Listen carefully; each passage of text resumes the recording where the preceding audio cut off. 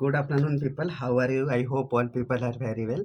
So today I discuss about constitutional part 10, अनुसूचित और जनजाति क्षेत्र, the schedule and tribal area. So those purpose scheduled tribe and the tribal area. Article 244, administrative of scheduled area and the tribal area. So in this area they called कि अनुसूचित क्षेत्र और जनजाति क्षेत्र का प्रशासन पांचवी अनुसूची के उपबंध असम, मेघालय, त्रिपुरा और मिजोरम राज्यों से भिन्न किसी राज्य के अनुसूचित क्षेत्र और अनुसूचित जनजातियों के प्रशासन और नियंत्रण के लिए लागू होंगे। पार्ट सेकेंड, छठी अनुसूची के उपबंध असम, मेघालय, त्रिपुरा और मिजोरम राज्यों के जनजाति क्षेत्र के प्रशासन के लिए लागू होगा। In this English, administrative of scheduled area and the tribal area. Number 1, the provision of the fifth schedule shall apply to the administrative and the control of the scheduled area and scheduled tribe in an state other than the state of Assam, in Meghalaya and Tripura and the Mizoram. Number 2, the provision of the sixth schedule shall apply to administrative of the tribal area in the state of Assam, Meghalaya, Tripura and the Mizoram. Article 244A, formation of a autonomous state comprising certain tribal area in Assam and certain of the local legislative of the Council of Ministers or both therefore. Number 1, notwithstanding anything in the Constitution, Parliament may by law for within the state of Assam an autonomous state comprising whether wholly or in the part all of any of the tribal area specific in part 1 of the table appended to the paragraph 20 of the sixth schedule and the creation of the therefore. Number A, a body whether elected or partly nominated and partly elected to function as a legislative for the autonomous state. Number B, a council of ministers or both with such constitution power of the function in each case as the many of specific in the law. Article 244 का Hindi meaning है असम के कुछ जनजाति क्षेत्रों को समाविष्ट करने वाली एक स्वशासित राज्य बनाना और उसके लिए स्थानीय विधानमंडल या मंत्री परिषद का या दोनों का सृजन।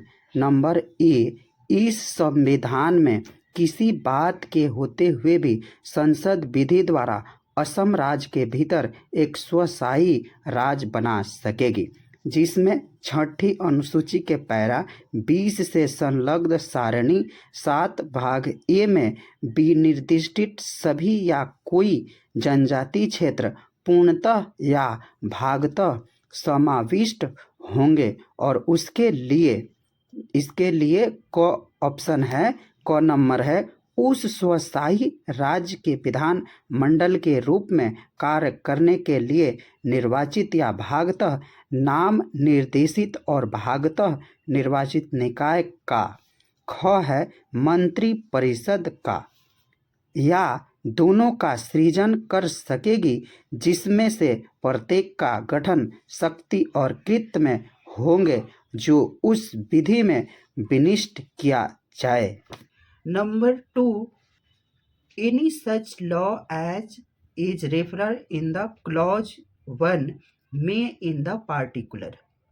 Number A, specific the matter of the enumerated in the state list or the concurrent list, which respect to which the legislature or the autonomous state shall have power to make law for the whole or any part, therefore, whether to the executive of the legislative of the state of Assam or the otherwise.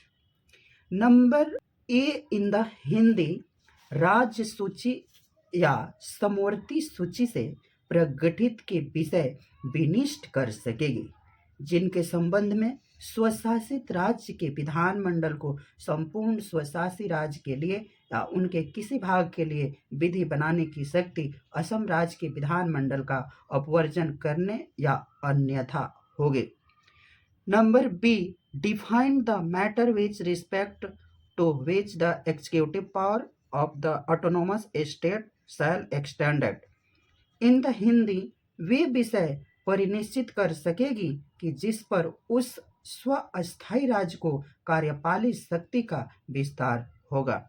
Number C, provide the any tax level by the state of Assam shall be assigned to the autonomous state in so far the processed therefore the attributive to the autonomous state।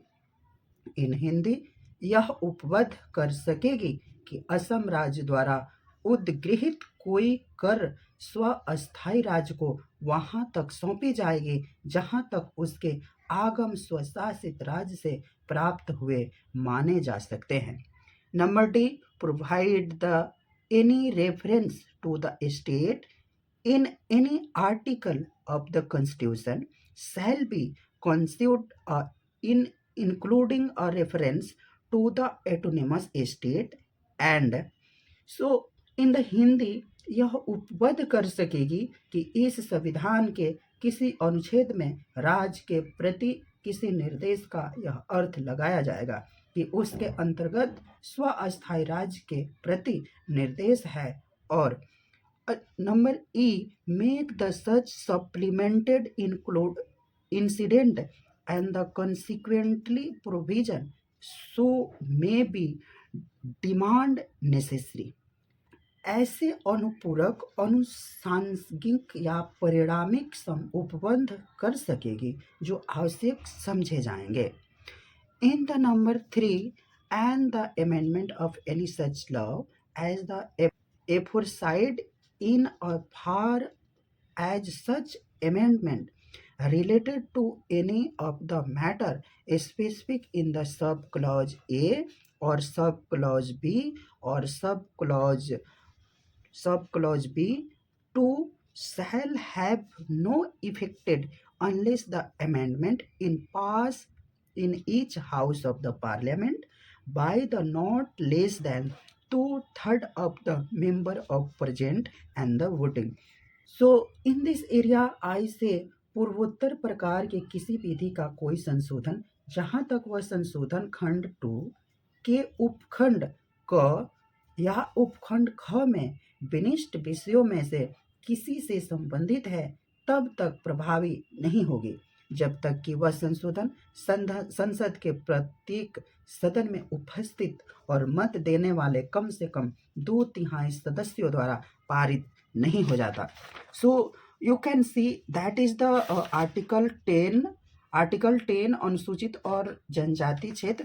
so sub clause 4 I say the any such law as the referent to in the article shall not be demand to the and any amendment of the constitution। The purpose of article 368 notwithstanding it contains any provision which amendment or has the effect of the amendment this constitution। इस अनुच्छेद में निर्दिष्ट विधि को अनुच्छेद 368 के प्रयोजन के लिए इस संविधान का संशोधन इस बात के लिए होते हुए भी नहीं समझा जाएगा कि उसमें कोई ऐसा उपबंध अपशिष्ट है जो इस संविधान का संशोधन करता है या संशोधन करने का प्रभाव रखता है। So today this chapter article 10 the schedule and tribal area the chapter is in today। So next day I discuss about article 11 relation between the union and the state। So thank you so much people watching this video। Take care, take health। जय श्री कृष्णा।